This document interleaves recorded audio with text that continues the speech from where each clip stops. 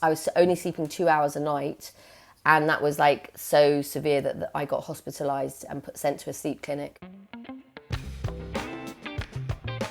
Welcome to the Wellness Breakdown. I'm Rose Ferguson. And I'm Eve Kalinik, and we are super excited that we are now YouTubing our podcast, which means that not only can you listen to it on an audio format, but you can also watch us on video.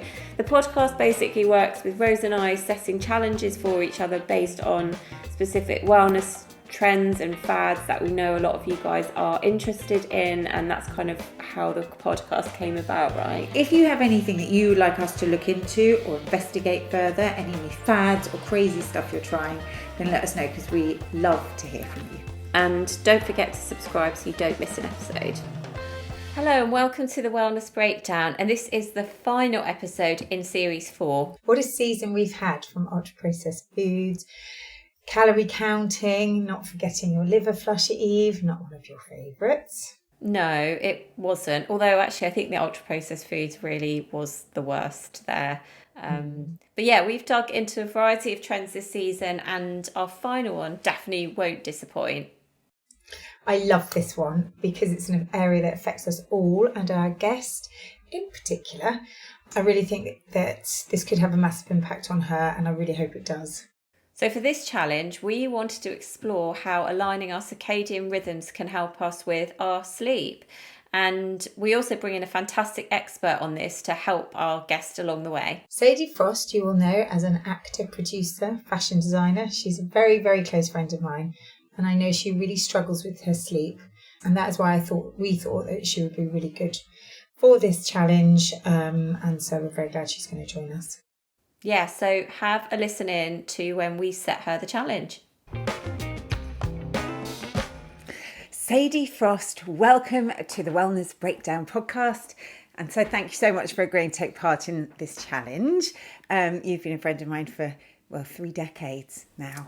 Absolutely. That's why I need to get some sleep. Yeah, I know, exactly.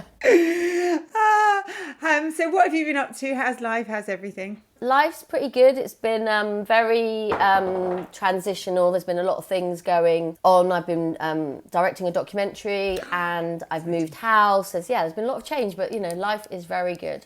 Yeah, and how are you feeling in yourself? Good? Are you feeling I'm well? just recovering from a bit of a cold, but no, I'm feeling pretty good. Good. The sleep thing is always a thing for me, so I'm really looking forward to this challenge. Yeah, exactly. So this is what we're going to do. We're going to try and help you with your sleep, because I know you've struggled with sleep. Oh, hello, Cherry. Sorry, that's a dog. Would you mind just telling us a little bit about your struggle with sleep over the years? I've always had and a lot of people do speak about this having a very over imaginative kind of mind, and and a lot of people have been diagnosed recently with ADHD, and I apparently am kind of borderline ADHD. But when I was a kid, I kind of used to have a lot of nightmares which would interfere with sleep patterns, and just I did a lot of sleepwalking, sleep talking. My mum would find me in the street, in the supermarket across the road. She'd look out the window, I'd be just walking around the street, and always at friends' houses, they'd find me in an airing cupboard and things like that. And then it just got worse when I had children, because I had 4 kids, and I breastfed all of them, and 2 of them were woke up every 2-3 hours, and it just made me have a very, very light sleep pattern, and I never really recovered from ever sleeping more than 2-3 hours in a stint after breastfeeding. I go to sleep, wake up, go to sleep, wake up. And it did get so bad about 18 years ago, and I was only sleeping 2 hours a night, and that was so severe that I got hospitalised and sent to a sleep clinic under a special sleep doctor. And then they kind of had their way of doing it, which was kind of taking me off any I wasn't allowed phones or TVs, and my mind was overstimulated, and my adrenals were going crazy. And then it did actually work, and when I came out, I had a thing called a sleep debt, where you just can't stop sleeping. So it was funny, because a mutual friend of ours, took me away, and I just slept for 20 hours a day. Oh my God. If you were sleeping that much with me, I'd call the ambulance, because you don't sleep. It was like heaven, but But slowly over the years, it's got bad again. And recently, it's really affected my life. And when your life is pretty kind of like you're doing all the right things, like you're eating right, you're meditating, it's a really annoying thing because you're like, I'm going to bed early, I'm really looking after myself, and why can't I sleep? And sometimes you just want to cry when you've done all the right things. But, this is why, it's just good to find out as much information as possible. So what we're going to do with you is for 2 weeks, we're going to work on aligning your circadian rhythm. So trying to get your body into that wake-sleep cycle, and the sleep, emphasis on the sleep cycle, to see if we can improve it. So the idea is that the minute you wake up, you go outside and you let the light get into the back of your eyes, penetrate your eyes and to get into your body. The idea around it and the science coming up around it is that this helps to set your rhythm for later in the day. So your body knows it's time to wake up, and therefore it starts releasing the right hormones to keep you awake through the day, but also that knocks into getting you to go to sleep at night. So it's about your natural 24-hour clock. And we want you to follow the app. Eve's going to talk to you a bit more about Chris, who's going to help guide this. He's a guy called Chris Connors, and we'll introduce you to him. But Eve, would you tell us a bit about Chris? Sure. Oh, well, thanks again, Sadie, for coming on. Really appreciate it, because obviously this is something really personal to you as well, and there's been a real struggle. So we really appreciate you opening up about it, because I think loads of people that we see in our practices, Rose and I, struggle with their sleep. And it's like you said, it's the worst thing when you can't sleep. It just puts you out of sorts, like it really, above anything else, really. We're going to leave you in some very capable hands and a very soothing voice in the kind of meditation, mindfulness coach that is my very dear friend Chris Connors. He has worked with many different people across the board, actually, in terms of helping to support more mindfulness and specifically related to circadian rhythms. He will give you some guidance on like how to plan your meetings, like in terms of like times of day that will maximize your kind of energy and focus, and try to get you to kind of switch off those devices into the evening. He's also made notes about making sure that you hydrate well, which I'm pretty sure you do, and avoiding caffeine after 12. He's also got this fantastic app called Opo, which again, I'm not sure if you've heard of, but there's some really lovely kind of guided meditations on there and kind of sound baths, like with certain sort of sounds to help stimulate brain waves for certain times of the day. So I think you'll really, really enjoy that. I've certainly really enjoyed it. I think, Rose, you've tried the Opo app as well, haven't you? With I sound baths. They're really good. But I also think for our listeners, it's important that you don't need to have Chris. The idea of the app is there to help everyone. Yeah. But it's interesting, actually, sorry, talking about sleep, the importance of sleep. When I was younger, when you were younger, when we were all younger, sleep, people used to boast about only needing 4 hours sleep. And I think now we're realising, well, we know that sleep, we need to try and get the best out of sleep. Having said that, people get very stressed about sleep and they get very like, oh, I'm not getting enough. We are all different. And, it's the same as anything. It's a bit of an arbitrary numbers, 6 to 8 or 6 to 9 hours sleep. However, we do, you, I know, Sadie, really do struggle with sleep. And if you are trying to find a way of getting more sleep or better sleep, it would be amazing. So, okay, well, I really hope this works and helps. And you'll meet Chris, who'll guide you through the process. And I really look forward to hearing back from you in a few weeks' time. All right then, see you in a few weeks. See you in a few weeks. We're very happy that Ancient and Brave is back as our season sponsor. They have an incredible range of collagen supplements, MCT oil, and nootropic blends. As well as nourishing your skin, hair, and nails, collagen has been associated with whole body health benefits, which may include supporting joints and muscles to gut health. Eve and I are both fans of supplementing collagen, but not all collagen is created equal. Ancient and Brave's is beautifully pure, highly absorbable, and clinically researched.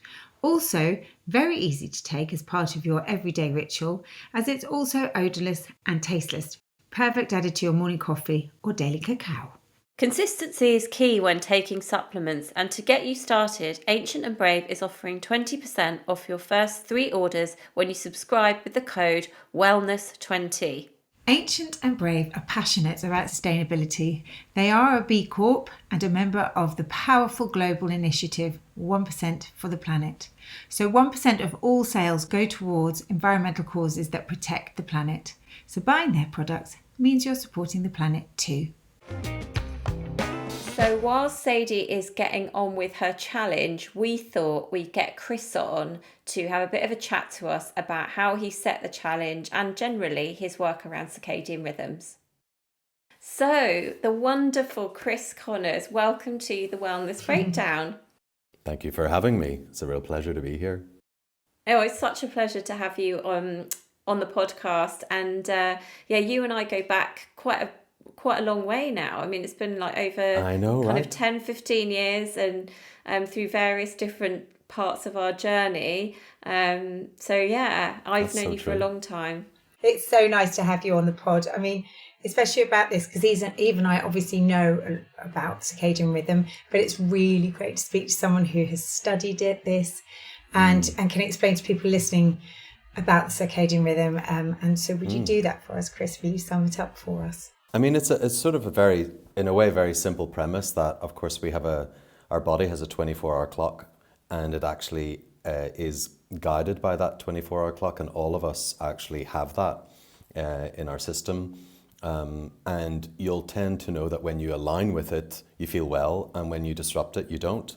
And breaking that further down, our circadian biology is basically dictated by what cells that are actually behind our eyes. What that means is the 24-hour clock in our body actually has a control center, and these cells called melanopsins basically tell your body what to do and how to behave and how to function. And those melanopsins are actually guided by light. And so the whole point here is that actually light that comes into our eyes determines so much of the functioning of our body, for good and for bad. Extreme forms of disassociation from circadian rhythm is something like jet lag, and you know what that does to your body and to your system, and that is a sort of distortion of this 24-hour clock that your body just knows. I mean, it's that whole kind of like optic flow notion, isn't it? I was reading something about how the fake light at night is actually pro-depressive, so you actually encourage depression by like looking at these like fake lights. So who do you think this, I mean, I guess it can help everyone, right, Chris? And like, how do you use it in your practice and like with your clients? Well, I mean, it kind of goes back a long way with me. I mean, when I was studying in the monasteries of Japan, we would spend a lot of our time light bathing, which of course I didn't really know at the time. We didn't really call it that, but we were out in the sun and we were working on sort of keeping eyes open and constantly no blinking and all sorts of kind of aspects of working with light. Then actually fast forward, funny enough, to when I moved to Ibiza from London, I started obviously to go and have sunrise and sunset on the same day, which is of course one of the great luxuries of life. And I started, of course, to feel better and really began to ask myself the questions, why? Because one thing is to assume it, but why? And so I went on a bit of a mission to understand what that was, to research more and more about it. And I now incorporate it into all my work. Of course, primarily I work with meditation and sort of mindful life and mindful living, but for me it's become an absolute kind of base level of work that I can do with people. Yeah, it's fascinating. I've just worked with someone who has spent thousands and thousands and thousands of pounds on sleep aids, sleep tools, sleep drugs. And she is out every morning doing her light bathing, 20 minutes in the morning, and she's sleeping for the first time.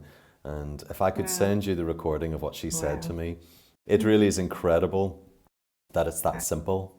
That's amazing. I mean, that's kind of the reason why we have enlisted your help, because I know you're so specialised in this. And actually, I had the beauty of being on a retreat with you in Santorini and doing some of the exercises that you're talking about. But there is a special guest that we know suffers with her sleep, Sadie Frost, who's Rose's close friend, and we know we sent her to you for a consultation. So can you just talk our listeners through the process of this, and let's hear also about your incredible app. Well, first of all, yes, I met Sadie. We had a session together and got to learn a little bit about her relationship with sleep.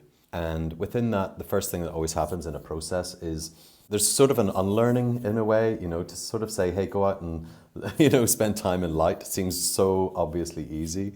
But you know, you have to build it in as a structure to your day, and you have to remember what, you know, the habits and behaviors that you need to reinforce that. So we built a platform, a daily platform for her to go out and follow 4 specific guidances for each part of the day.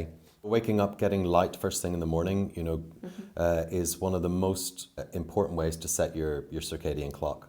So, you know, being outside, luckily, Sadie has a dog and was able to, you know, say, okay, well, I can do that. I can take my dog outside and be out in the woods or be in nature. But it doesn't have to be that complicated. It can be just by standing by a window. But the point is to actually spend that time, because of course the first thing you do when you get up in the morning is think of your to-do list. This is a little bit of a break with that. Just because of the glass thing, because I know that I read different things, and some things say it has to be without glass, like it doesn't count if you're on the school run looking out of your window screen.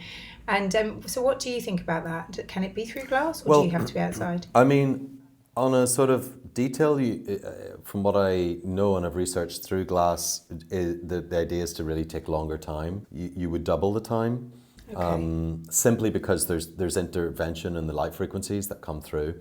I would always advocate natural light. I mean, you know, we all have access to it. It's free for all of us. Okay. But the most important thing is to be able to wake up and take that habit and actually say, I'm going to do that. And if you incorporate it with some breath work and actually start to sort of settle the brain rather than going into sort of cortisol spiking, then, you know, you're setting yourself up for a good day. Yeah. Rose very much struggles to switch off, so she could probably do with some of this stuff, Chris, for sure. But no, you it was quite some of the stuff you talked about, like in terms of planning her days and planning meetings and things like that. That was really interesting as well, to maximise on her brain capacity, didn't you? Yeah. So I'm a big advocate of, you know, of changing all back-to-back ideas, you know, never always doing a sort of 50-10 rule or a 55-5 rule around the hour. We have circadian rhythms, but our brain actually operates in what we call ultradian rhythms, which are 90-minute cycles that our brain can really function at its best. And so actually it's good to work on either a 90-minute or even a 45-minute cycle, knowing that you're working that way rather than 1 o'clock, 2 o'clock, 3 o'clock. So I talked to Sadie a little bit about breaks, of course, and actively taking breaks and actively taking natural daylight, even if it's raining, or making sure that you actively do that. And it's not about bringing your phone.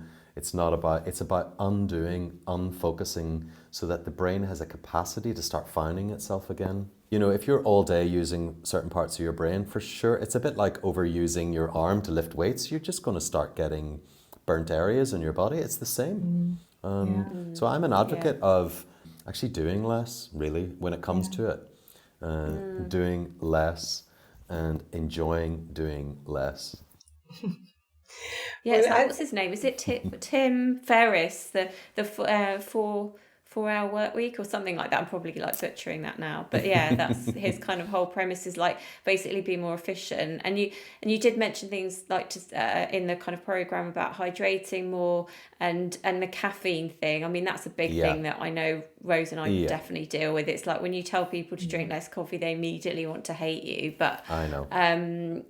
Can you say why that's really important in terms of circadian rhythms and sleep? Yeah, I mean, well, as we know, you know, one of the things I recommend to Sadie, of course, is, you know, and you know this, Eve, I'm sure you talk a lot about this, about sort of the 1 hour, 90-minute rule in the morning. Research would show that the best time to drink coffee is between 60 and 90 minutes after you wake up, so that you don't overspike cortisol first thing. And also that you do other more mindful things in the morning, that you can relax more. It's actually really good to relax first thing in the morning with that level of cortisol in your body, even though you want to use it. You know, ensuring your coffee is a sort of a morning ritual to avoid all the slumps from a circadian perspective. Really what you're interfering with. I think there's a 10-hour cycle on caffeine. Is that right? I think it is, by the time it leaves your body fully. Depends how. Some people are really good at some people's genetics are very quick processes of a caffeine and some aren't. And there are genes that reflect that. So I suppose it depends on the person, but yeah. Yeah. But even people that are good at metabolising, it can still be in their system up until 12 hours later. That's the thing. I don't think people realise. So they might get the initial kind of buzz effect out, but actually it does stay there a lot longer than one would think. Yeah. Yeah, it lingers. But in terms of if you're working on the sort of into your afternoon, and actually, you know, the issue is at that point, you know, you're starting to look into the induction of the melatonin cycle, and you know, caffeine interfering with the melatonin cycle is just a natural disruption of that rhythm. So this is, or what has been, a massive challenge for her. I'm really looking forward to seeing how she's got on, and we'll shortly hear how effective this was, but and how your work helped her insomnia and stuff like that. So I'm really looking forward to it. But before you go, I'd love to know about your app. So I created Oppo as a way for people to really connect with their circadian rhythm, to understand more about a kind of mindful life connected to the world, the real world. And what we're doing, we're planting portals around cities and nature-based places where you can go and sit with your eyes open and absorb the environment around you, and I guide you with a meditation of that environment around you. The app will take you to a bench in Berkeley Square, and you know, it gives you directions, and once you're there, it unlocks the view. You know, I guide you with the view right in front of you for 10 minutes, so it's like a real augmented experience of the space that you're in. And by doing that, you're getting light filtration, you're getting nature connection, and you're getting mindful benefits, and also we're putting in sound frequencies which are aligned to times of day as well, which really help you, whether they're the morning to induce more serotonin or nighttime to induce melatonin. Wow. Yeah, it's a fantastic app, Chris. I mean, I use it a lot with clients, and there's also things, I mean, anybody listening now is probably like, oh, to the sound of your voice, because it is so soothing. Like, you've been talking about this for a long, long time, actually. Yeah, I mean, you are kind of literally one of the major voices in it. And what I also love about the app is that you can go on, it's very user-friendly, and there's also fantastic sound baths on there, because for a lot of our clients, they find it really hard getting into meditation, don't they, Rose? And like, you know, just getting them to listen to music is a way, and using that sound, I think they're fantastic. I love using them myself. Great. Yeah. My dream is to keep the app free. We're a social enterprise.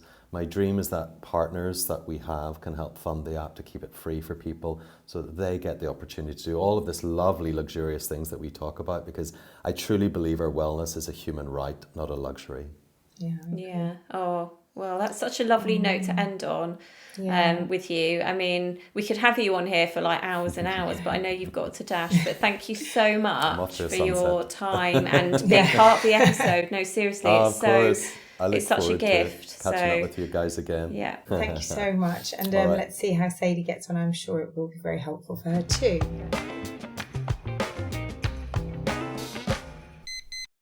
So I'm on my way to meet Chris and to be given this challenge. I'm really excited about it. A little apprehensive because nothing's ever worked before, but always open-minded. I've just completed my first session and it went really well. So I'm about to give this a go, this little sleep routine. So I'm going to try and plan my day ahead so I can fit in these little pauses and breathing exercises, and also kind of connecting to nature.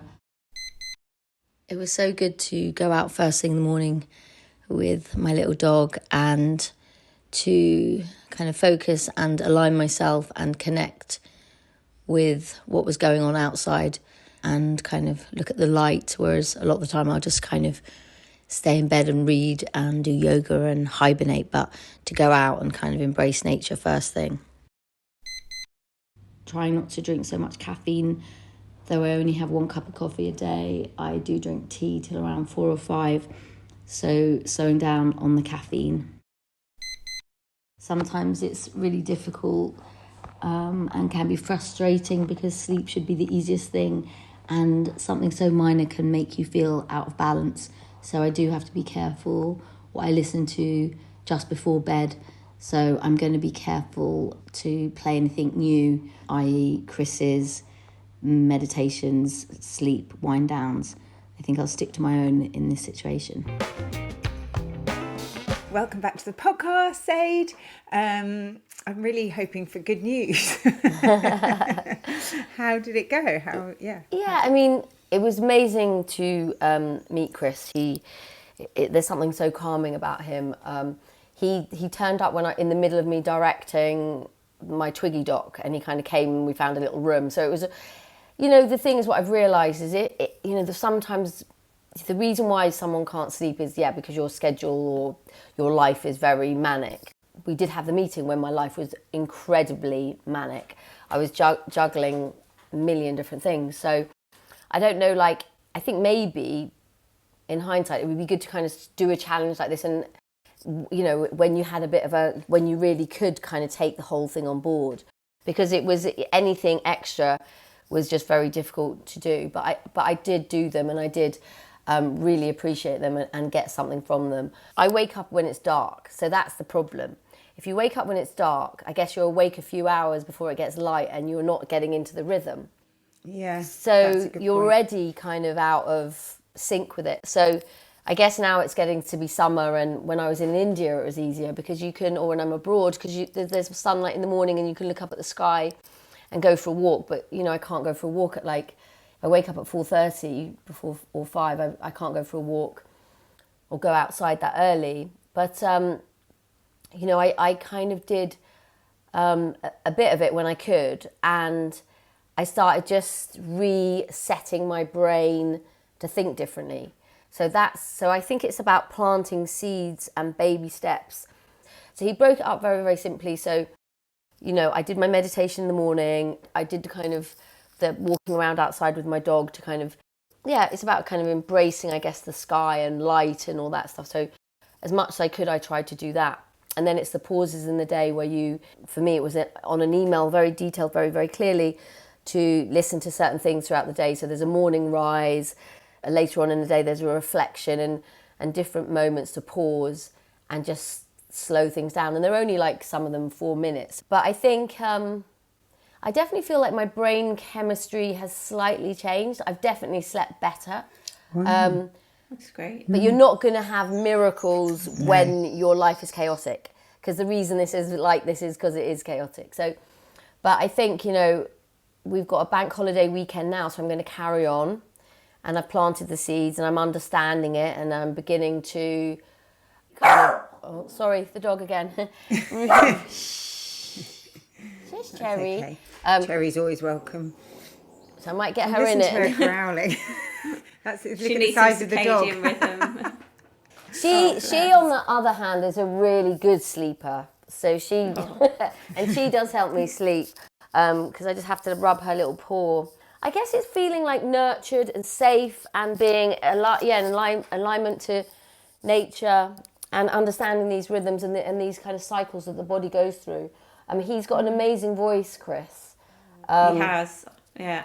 And I did stop doing the emails later on in the day. I kind of always try and stop by, even though I get up early, I try and stop 5:36, because if I'm doing stuff in the evening, I get really stressed. Anything can stress me out. Mm-hmm.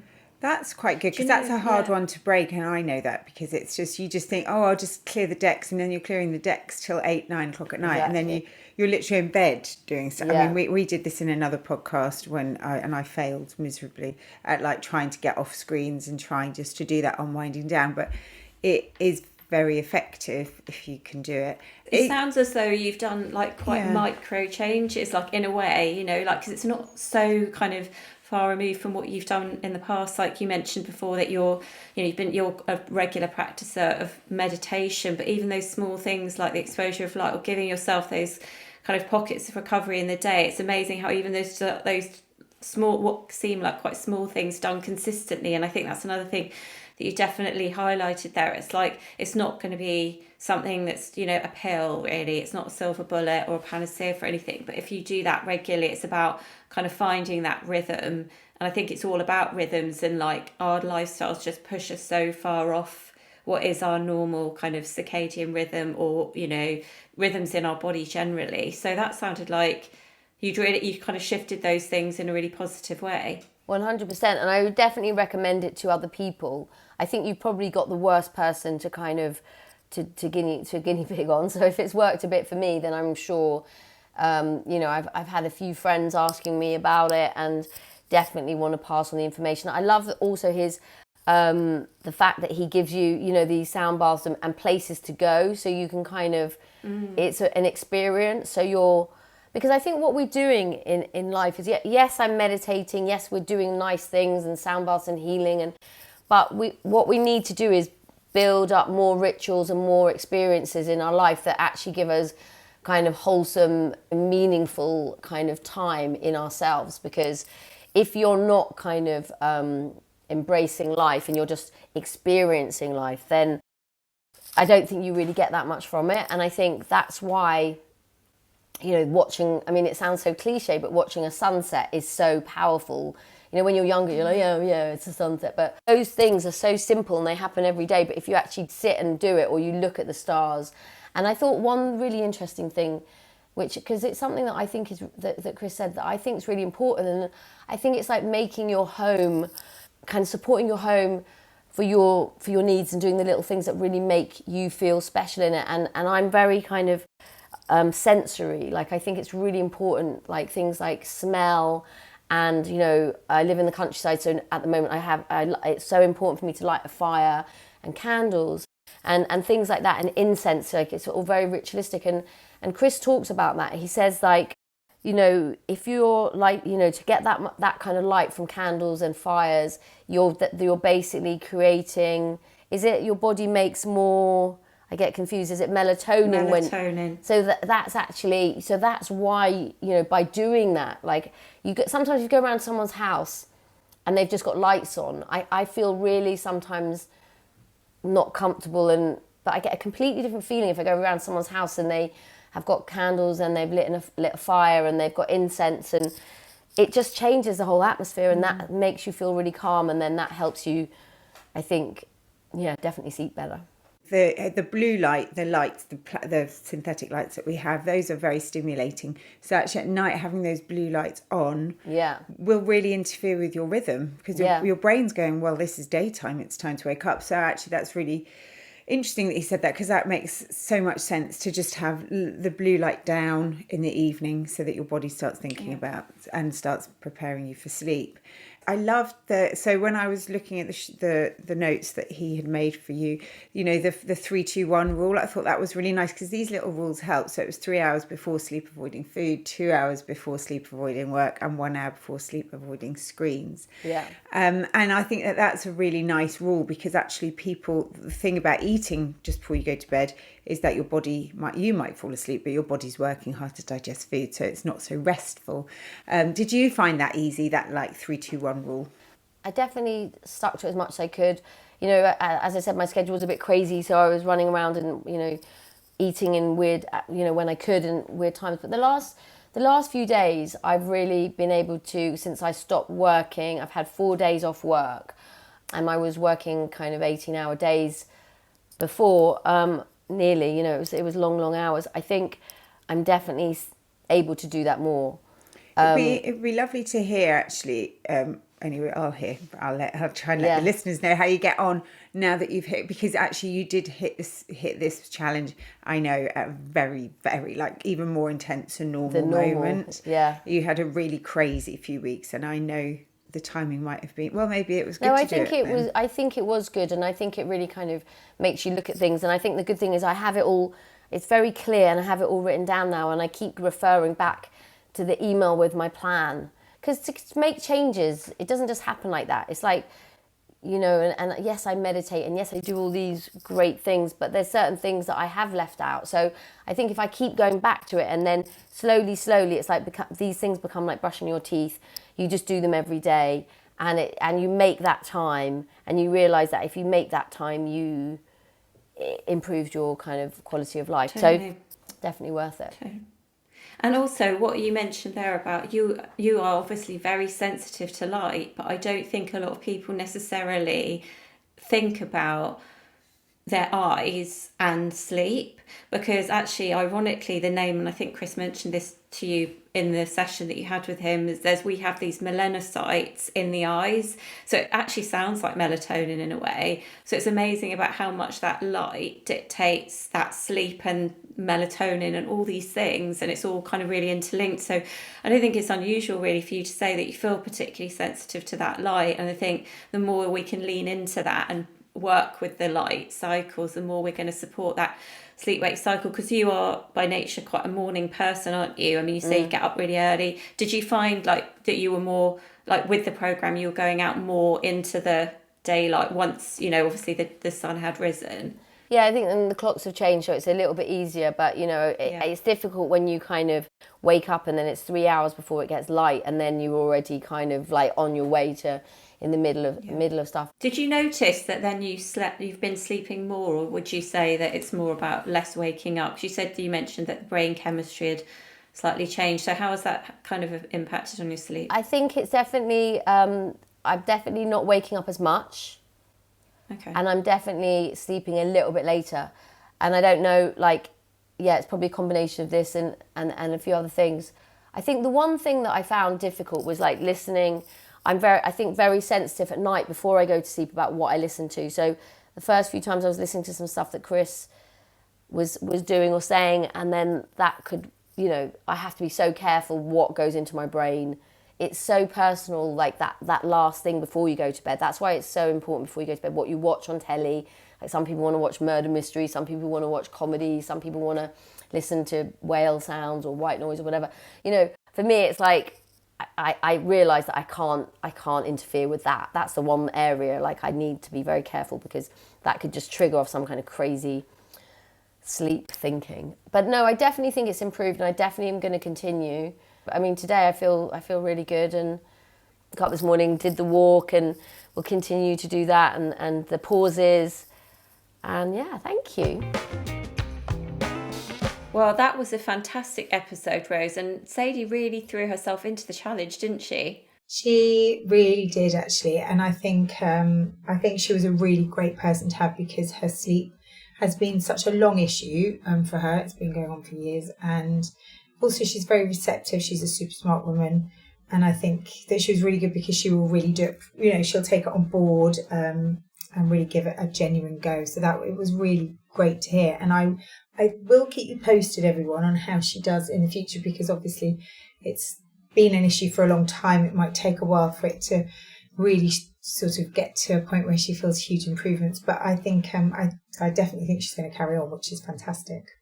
Yeah, I mean, neither of us, thankfully, and I think we're really lucky, actually. We don't have, you know, serious or, you know, suffer with our sleep. But, you know, I mean, having 2 hours of sleep a night, whatever she was having, it's quite relentless, that is. So I really hope that some of the things she's taken from the challenge, Rose, she'll be able to kind of use ongoing now, and that will really help.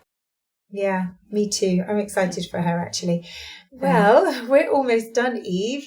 So let's go through a few emails first. This is from Claire via email. Hi there, would you mind sharing which nootropics Eve tried for this week's challenge, please? Love, Claire. I thought we did mention it, actually, but I went for the the nootropics one. But yeah, and I actually still continue taking that. So that's a big endorsement. Good. So I've also had a message here on Instagram at our channel at @the_wellness breakdown. Hi, Rose and Eve. Loved hearing Mira on the podcast. I've followed her for years now and read both her books. Loving your podcast, Nishi. Oh, that's so nice. She was a great guest as well. She really threw herself into her challenge too. So we've had very dedicated guests this season, Rose. Yeah, we have, actually. Hi, Rose and Eve. Loved your podcast on nootropics. Like you, Rose, my memory is really bad. I laughed out loud when you said, if only I could remember their first steps.